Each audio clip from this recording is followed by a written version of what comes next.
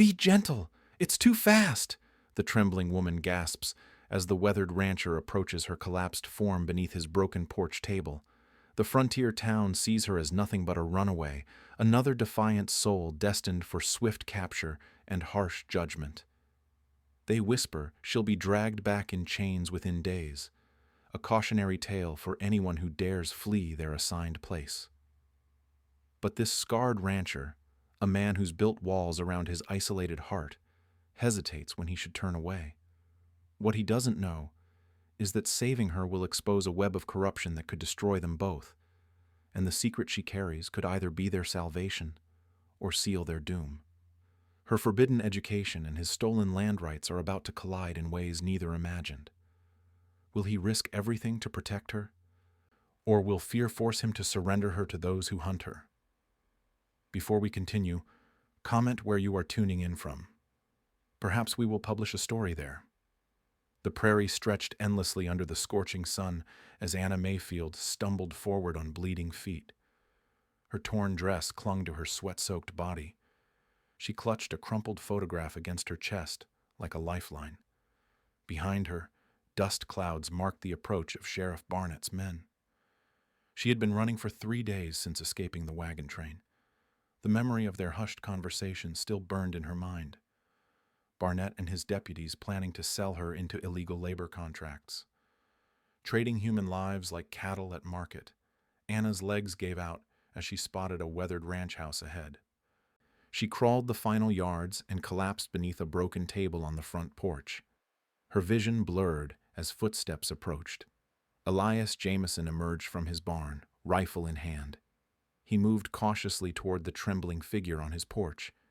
Years of isolation had taught him to trust no one. The woman looked up at him with terrified eyes. "Be gentle. It's too fast," she whispered, flinching as he knelt beside her. Elias studied her face. Exhaustion, fear, something deeper that reminded him of a cornered animal. He set his rifle aside and fetched water from the well. Anna drank greedily, spilling half of it down her chin. "You running from someone?" Elias asked. Anna's eyes darted toward the horizon. She said nothing. Elias helped her to the barn and pointed to a pile of clean hay. "Rest there. I'll bring food." He returned with bread and dried meat. Anna ate in silence while Elias tended to his horses. She watched his every movement, ready to bolt at the first sign of betrayal, but he worked quietly, giving her space to breathe. Hours passed. Anna's strength slowly returned. She noticed papers scattered across Elias's workbench, official documents with legal seals, court notices, property deeds, all covered in dust and neglect.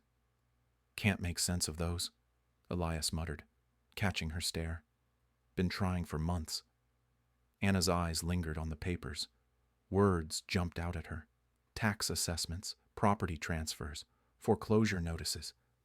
Her fingers twitched with the urge to organize them properly. The sound of approaching horses shattered the quiet. Anna pressed herself against the barn wall as riders thundered into the yard.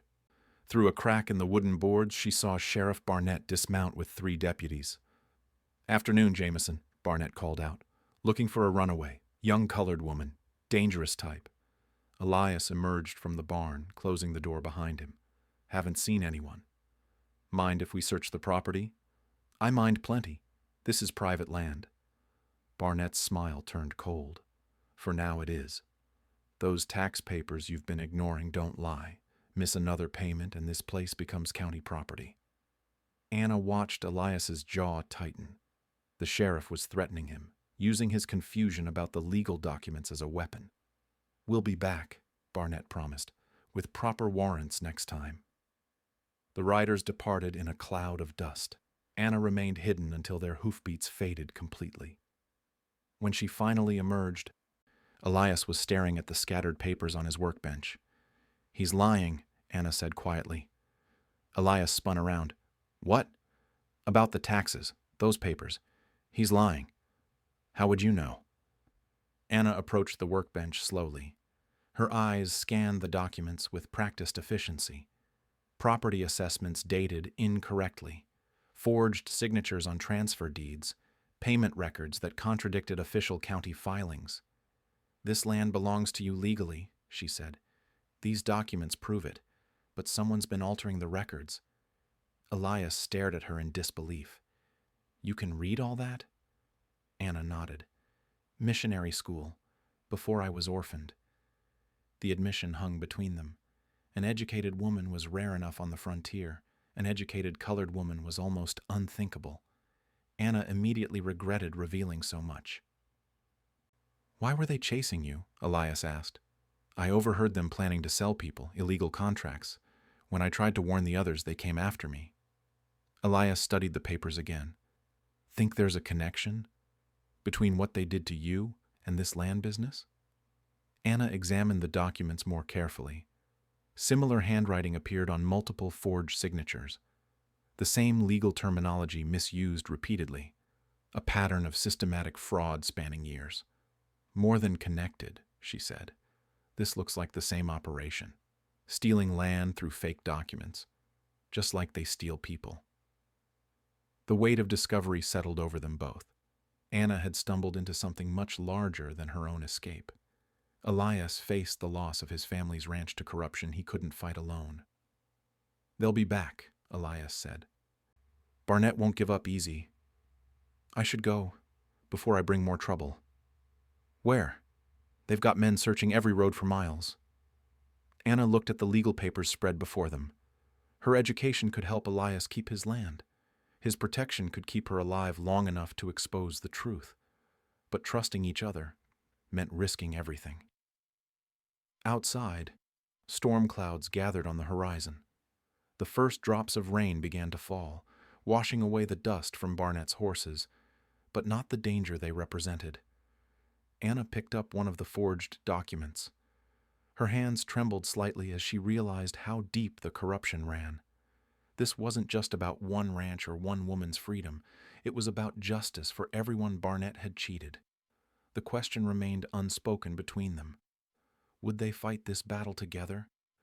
Or would fear drive them apart before the real danger even began? Dawn broke with the sound of horses returning. Anna peered through the barn slats as Sheriff Barnett rode up with twice as many men. Their boots hit the ground with military precision. This time they meant business. Elias stepped onto his porch, rifle cradled casually in his arms. "Sheriff, you're early for social calls." "Got reports of suspicious activity. Harboring fugitives is a serious crime, Jameson." "Don't know anything about fugitives." Barnett's eyes swept the property. "Mind if we take a look around? Just to put folks' minds at ease." "I mind plenty, like I said yesterday."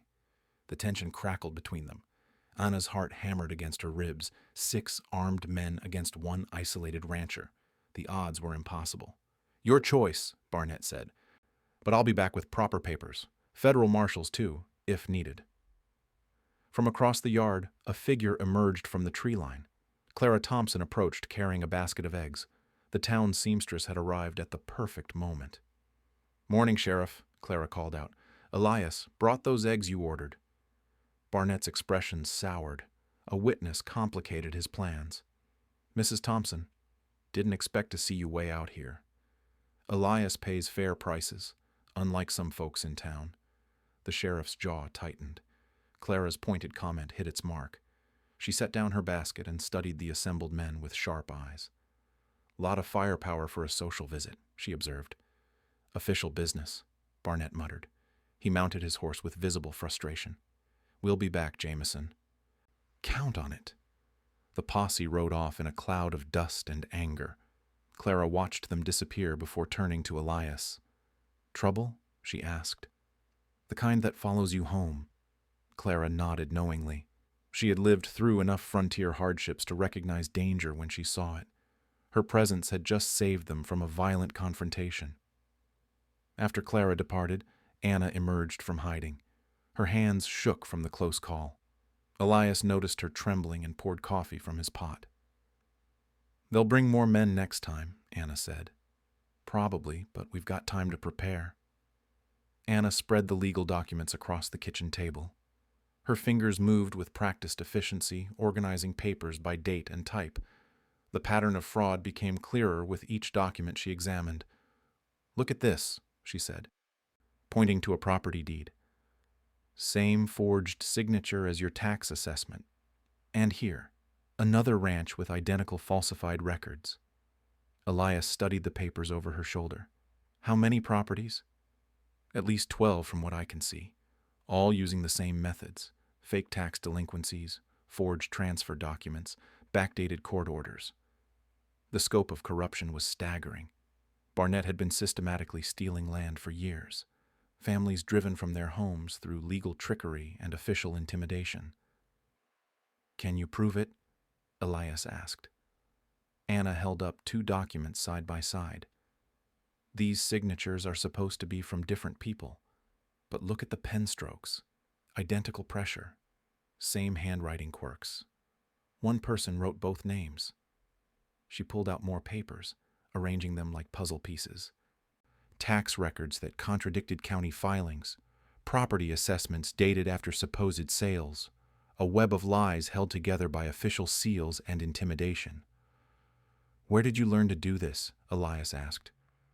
Anna's expression grew distant. "Sister Margaret at the mission school. She taught us to examine everything carefully, question what didn't make sense. She said education was our weapon against injustice." "What happened to her?" "Cholera outbreak when I was 16. The school closed. That's when I became indentured to pay my keep." The memory carried pain that Anna rarely allowed herself to feel. Sister Margaret had believed in her students' potential, had fought to give them tools for survival in an hostile world. Her lessons were saving Anna's life now. A commotion outside interrupted her thoughts. Luther Monroe stumbled across the yard, clearly drunk despite the early hour, his bloodshot eyes fixed on the cabin windows. "I know you're in there," he slurred. "Saw you through the glass yesterday, hiding like a scared rabbit." Elias stepped onto the porch. "Get off my land, Luther. Whole town's talking. You keeping company with runaway property. Sheriff's offering good money for information. Last warning. Leave now." Luther swayed but held his ground.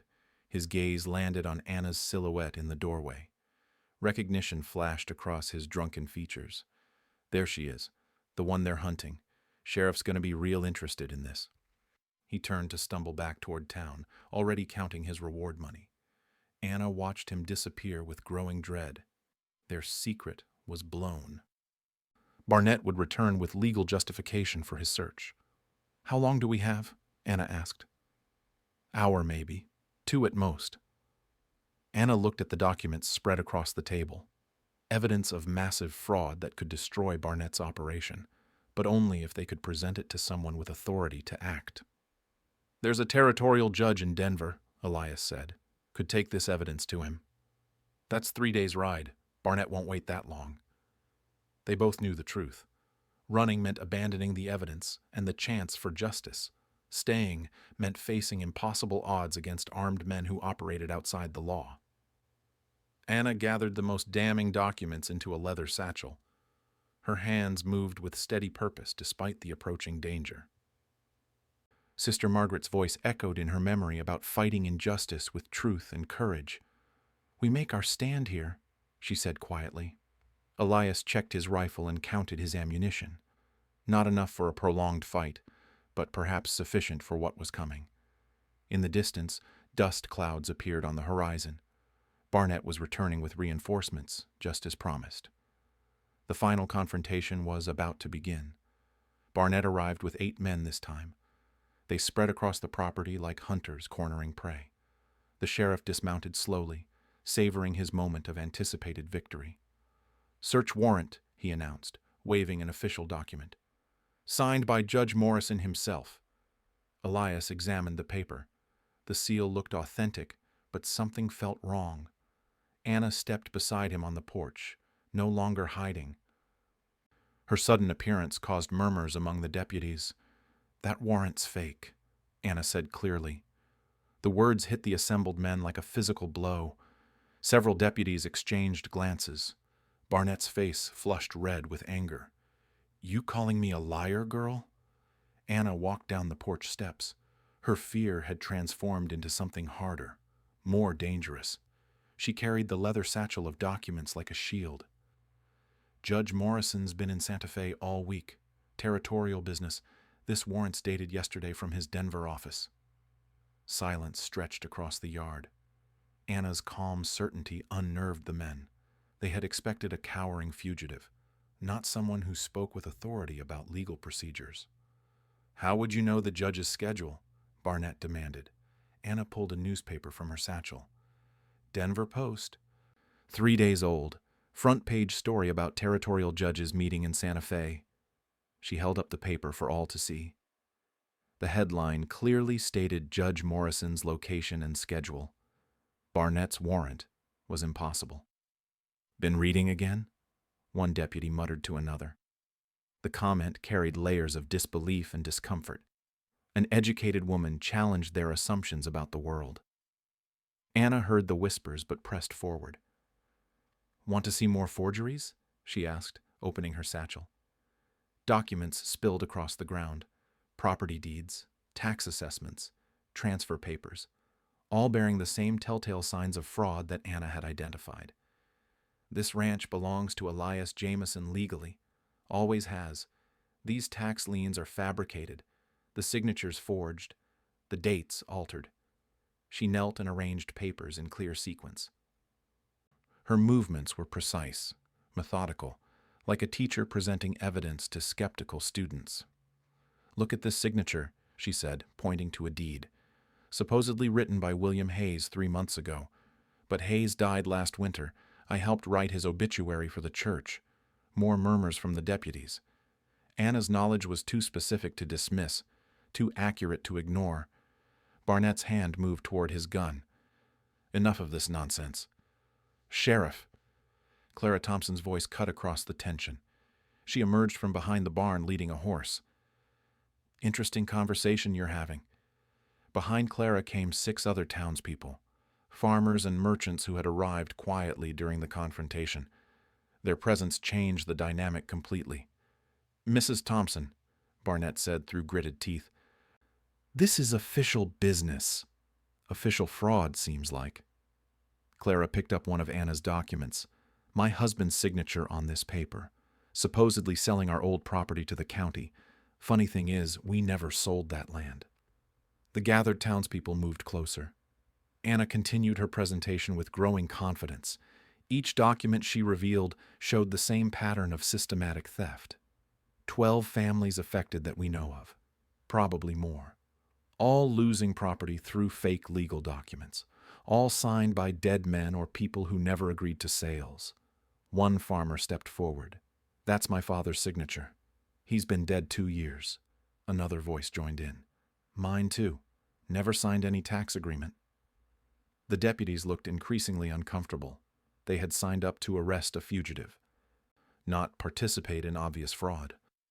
Several began backing away from Barnett. Anna rose from her document display. The evidence spoke for itself, but she had one more revelation that would change everything. "Sheriff Barnett's been selling this stolen land to railroad companies, making thousands while families lose their homes." She produced a final set of papers. Railroad contracts bearing Barnett's signature. Purchase agreements for properties that had been fraudulently seized. The corruption ran deeper than anyone imagined. "That's a serious accusation," Clara said quietly. "It's also provable," Anna replied. "Every signature, every date, every forged document. I can trace the whole operation." Barnett drew his gun suddenly. Enough talking. The deputies didn't follow his lead. Instead, they stepped away from their corrupt sheriff. The evidence was too overwhelming, the witnesses too numerous. "You made one mistake," Anna told Barnett. "You kept records. Probably thought nobody could read them well enough to connect the pieces." Elias moved to Anna's side. His rifle remained lowered but ready. The townspeople formed a protective circle around the evidence. "What now?" Clara asked. "Now we take this to the territorial authorities," Anna said. "Real ones. Not corrupt local officials." Barnett's gun wavered as he realized his isolation. His own men had abandoned him. The community had turned against him. His years of fraud were crumbling in minutes. You think anyone will believe a runaway over a sheriff? They'll believe the evidence, Anna said simply. Documents don't lie. Unlike people, she gathered the papers carefully, organizing them for transport. Each piece of evidence represented a family's stolen future, a theft that could finally be reversed. The confrontation had ended without violence. Truth had proven more powerful than guns or official authority. Anna's education had become the weapon Sister Margaret always promised it would be. But their victory was fragile. Barnett still held power in the county. His corruption reached beyond what they had exposed. The real fight for justice was just beginning. Clara helped Anna secure the documents in waterproof wrapping. Where will you take these? Denver, Territorial Judge Harrison. He's honest, according to the newspapers. The townspeople began dispersing. Their worldview forever changed. They had witnessed corruption exposed through intelligence rather than violence, had seen justice served through careful documentation rather than gunfire. Anna looked at the evidence that would reshape their community. Her desperate flight had led to something greater than survival. It had led to the possibility of real change. 3 days after the confrontation, Anna sat in the county records office surrounded by dusty ledgers. The clerk had reluctantly granted access after Clara vouched for her research purposes. What Anna discovered made her blood run cold.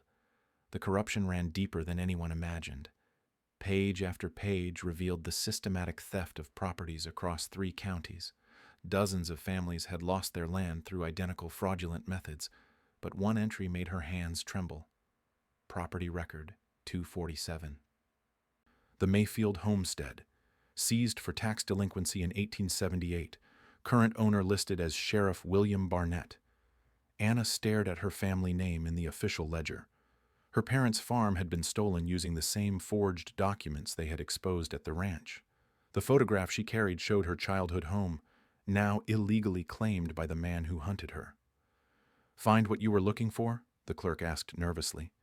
Anna closed the ledger carefully. Her voice remained steady despite the storm of emotions inside. More than I expected. She returned to the ranch with the devastating news. Elias listened as she explained how Barnett had stolen her family's property 3 years after her parents died of fever. The land that should have been her inheritance had been seized through fake tax claims. That changes everything, Elias said quietly. How? Now you're not just a runaway. You're a rightful property owner fighting to reclaim stolen land. That gives you legal standing. Anna studied the property records again. Her parents had paid their taxes faithfully according to the original county files. The delinquency claims were completely fabricated, just like the documents used against Elias and the other families. We need more evidence, she said. Enough to prove the entire operation in court. They worked through the night, organizing documents by property and date. The pattern became undeniable. Barnett would target isolated families, forge tax delinquency claims after their deaths, then transfer ownership to himself. He particularly focused on properties near planned railroad routes. Clara arrived at dawn with disturbing news. Barnett's been asking questions about you in town, offering bigger rewards for information. What kind of questions? Elias asked. Personal things. Where you came from. Who taught you to read. He's planning something. Anna felt the familiar chill of being hunted. But this time anger burned stronger than fear. Barnett had murdered her parents' memory by stealing their land, had denied her the inheritance that could have changed her entire life. He knows I can expose him, Anna said. So he's trying to discredit me before I can present evidence. They spent the day preparing for the journey to Denver. The territorial capital offered their only chance for justice beyond Barnett's influence. But the 3-day ride would leave them vulnerable to ambush. As evening approached, Luther Monroe stumbled into the yard again. This time he looked genuinely frightened rather than drunk. His clothes were torn and his face bore fresh bruises. They're coming, he gasped. Tonight. Barnett's got men from 3 counties. Said he's tired of playing games. Elias grabbed his rifle. How many men? 15, maybe 20. They got you surrounded already. Anna looked at their carefully organized evidence. Hours of work that could be destroyed in minutes if Barnett's men reached the house. The documents represented justice for dozens of families, but only if they survived the night. "Why are you warning us?" Anna asked Luther. "Barnett showed me what happens to folks who cross him. Burned out homestead east of town. Whole family gone. Said that's my future if I don't keep quiet." The threat revealed Barnett's true nature. He ruled through fear and violence, eliminating anyone who challenged his authority. Anna and Elias had pushed him too far to allow simple arrest. "Back door," Elias said urgently. "We can reach the creek through the woods." Anna gathered the most crucial documents while Elias packed supplies, but movement in the tree line told them escape was already impossible. Dark shapes surrounded the property from all directions. "Too late," Clara said, appearing suddenly with a Winchester rifle. "But we're not going quietly." Behind her came 6 more townspeople, all armed and determined. The farmers whose families had been cheated by Barnett's schemes. They had decided to make their stand here rather than wait for him to destroy them individually. "This ends tonight," announced Tom Bradley, whose father's signature appeared on 3 forged documents. One way or another, Anna realized the confrontation had evolved beyond her personal escape. The entire community's future hung in the balance. Either they would expose Barnett's corruption or he would silence them permanently. Lanterns appeared in the darkness as Barnett's men closed their circle. 20 armed deputies against 8 defenders in an isolated ranch house. The odds were impossible, but surrender meant certain death for everyone involved. "Spread the evidence around," Anna ordered. "Hide copies in different locations. If they burn the house, some documents might survive." The defenders took positions at windows and doorways. Outside, Barnett's voice carried across the yard with false authority. "You're surrounded. Come out peacefully and nobody gets hurt." Anna clutched the photograph of her parents' homestead. The image represented everything Barnett had stolen from her family and countless others. Tonight would determine whether his crimes finally faced justice. Elias checked his ammunition count. Clara positioned herself near the back window. The other townspeople prepared for a fight that would reshape their community forever. In the distance, storm clouds gathered again, but this time, the approaching darkness carried the promise of revelation rather than concealment. Truth was about to meet force in a confrontation that only one side could survive. "1 hour," Barnett shouted across the darkened yard. "Then we're coming in." His men held their positions in the tree line, lanterns casting dancing shadows. Anna counted at least 18 armed figures surrounding the ranch house. The defenders numbered 8 with limited ammunition. "He's stalling," Clara observed from her window position, waiting for something. Anna studied the pattern of lights in the darkness. Barnett's confidence seemed unusually high for a night assault. Something had changed since the afternoon confrontation. Hoofbeats thundered from the main road. More riders approached through the darkness. Anna's heart sank as the reinforcements arrived, but the approaching horses carried different riders than expected. "Territorial Marshal Service," a commanding voice announced. "Lower your weapons."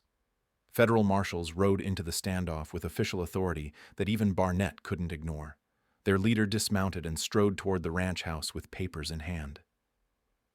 "Marshal Davidson," the man called out. "Someone sent word about document fraud and property theft. We're here to investigate." Anna exchanged glances with Clara. Neither had contacted the territorial authorities. Someone else had triggered this federal response. Barnett emerged from the shadows with forced confidence. "Marshal, these people are harboring a dangerous fugitive. I have warrants." "Let's see those warrants," Davidson said curtly. Anna stepped onto the porch carrying her satchel of evidence. The federal marshal's presence changed everything. Now she could present her case to legitimate authority rather than corrupt local officials. "Marshal Davidson, I have evidence of systematic document fraud affecting dozens of families across 3 counties. She opened the satchel and began laying out papers in the lantern light. Property deeds with forged signatures, tax assessments with altered dates, transfer documents for dead people's land. Davidson examined the evidence with professional scrutiny. His deputies spread the documents across makeshift tables, comparing signatures and dates. The pattern of fraud became undeniable under federal examination. "These signatures are clearly forged," Davidson announced. "Same handwriting, different supposed authors." Barnett's men began shifting uncomfortably. Several deputies quietly backed away from their corrupt sheriff. They had signed up for law enforcement, not systematic theft. "That woman is a fugitive," Barnett insisted desperately. "Nothing she says can be trusted." Anna pulled out the county records showing her family's stolen homestead.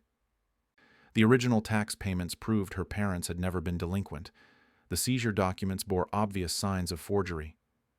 "This is my family's land," Anna said clearly, "stolen through the same fraudulent methods used against other families." Marshal Davidson studied the homestead records carefully. The evidence was overwhelming and professionally documented. Anna's education had created an ironclad legal case. "Miss Mayfield, you're the rightful owner of this property according to these records." The words carried official weight that transformed Anna's status instantly. No longer a fugitive, she was a property owner seeking justice for documented crimes. The legal ground had shifted completely beneath Barnett's feet. "Sheriff Barnett," Davidson continued, "you're under arrest for document fraud, theft of property, and abuse of office." Barnett drew his gun in desperation. "This is my county, my jurisdiction." Federal authority trumped local corruption. Davidson's marshals surrounded Barnett with drawn weapons. The sheriff's remaining allies melted away into the darkness rather than face federal charges. "Drop the weapon," Davidson ordered. Barnett looked around at his abandoned position. His empire of fraud was collapsing in real time. Years of systematic theft undone by one woman's ability to read and organize evidence. "She's just a runaway," he said weakly. "Nobody important." "She's a property owner with documented proof of your crimes," Davidson replied. "That makes her very important indeed." Anna watched Barnett surrender with mixed emotions. Justice felt different than she had expected. Less dramatic, more methodical. The power of law properly applied rather than corrupted. Luther Monroe emerged from behind the barn with his hands raised. "Marshal, I got information about other properties. Other families Sheriff Barnett cheated." The confession opened floodgates of testimony. Townspeople who had remained silent for years suddenly found courage to speak. The scope of Barnett's operation expanded with each new witness. Anna helped organize testimony and evidence for the marshals. Her ability to cross-reference documents and identify patterns proved invaluable. Hours of detailed work that would ensure comprehensive prosecution. "How did you learn to do this?" Marshal Davidson asked as Anna explained her documentation system. "Missionary school," Anna replied simply. "Sister Margaret taught us that education was our defense against injustice." Dawn broke over a transformed community. Barnett sat in shackles while his former victims reclaimed their voices. Property owners thought they had lost everything, discovered their legal rights intact. Clara approached Anna with a knowing smile. "I sent word to the territorial authorities 3 days ago. Friend in Denver got the message to Marshal Davidson." The revelation explained the perfectly timed intervention. Clara's quiet network of contacts had provided the crucial link to legitimate authority. The seamstress had been more connected than anyone realized. "Thank you," Anna said simply. "Thank yourself. Your evidence made it possible. Your courage made it happen." Anna looked at the documents that had changed everything. Careful organization and patient analysis had defeated years of systematic corruption. Sister Margaret's lessons had proven their worth beyond anything the old teacher could have imagined. The sun climbed higher, burning away the shadows where Barnett's men had hidden. Anna's long flight was finally over, but her real journey toward building something better was just beginning. Marshal Davidson approached with official papers. "Miss Mayfield, your property has been restored. The homestead legally belongs to you again." Anna held the deed to her childhood home. The paper represented more than ownership. It symbolized justice achieved through intelligence rather than violence, truth prevailing over corruption through careful documentation and moral courage. 3 months later, Anna stood in the doorway of her childhood home. The morning sun streamed through windows she remembered from years past. The house needed repairs, but the bones were solid, just like the memories it held. She walked through rooms that echoed with her parents' voices. The kitchen where her mother had taught her to read recipes. The sitting room where her father had shown her property boundaries on hand-drawn maps. Everything was smaller than childhood memory suggested, but no less precious. Elias approached from the barn carrying tools and lumber. The partnership they had forged during crisis had evolved into something deeper during reconstruction. Not romance, but mutual respect that ran bone deep. "Foundation sound," he reported. "New roof will make it weatherproof again." They had decided to merge their properties rather than maintain separate, struggling ranches. Anna's homestead bordered Elias's land perfectly. Together, they controlled enough acreage to build something sustainable. Anna pulled out architectural plans drawn on precious paper. The old house would become their shared residence. The larger barn would serve a different purpose entirely. She had bigger dreams than simple ranching. "Think it will work?" Elias asked, studying her sketches. "Children need education. Families need hope. This community needs both." The school had been Anna's idea, born from Sister Margaret's belief that knowledge could change lives. The territorial government had approved her teaching certificate based on documented evidence of her missionary school education. Clara Thompson rode up the path carrying supplies and news from town. The seamstress had become their closest ally and informal coordinator for community rebuilding efforts. "Luther's been asking about enrollment," Clara announced, "wants his youngest to learn proper reading." The irony wasn't lost on Anna. Luther Monroe, who had once threatened to turn her in for reward money, now sought education for his family. People could change when given genuine opportunity. "Anyone else?" Anna asked. "Tom Bradley's bringing his 3 children. The Hutchins family from east of town. Probably 8 students to start." 8 children represented hope for an entire generation. Anna remembered Sister Margaret's pride when former students succeeded beyond the mission's walls. Now she would carry forward that legacy in her own community. Construction had progressed rapidly with community support. Families who had recovered stolen property through Anna's evidence donated labor and materials. The school became a shared investment in their collective future. Anna walked to the barn that would serve as their classroom. Elias had built sturdy desks sized for different ages.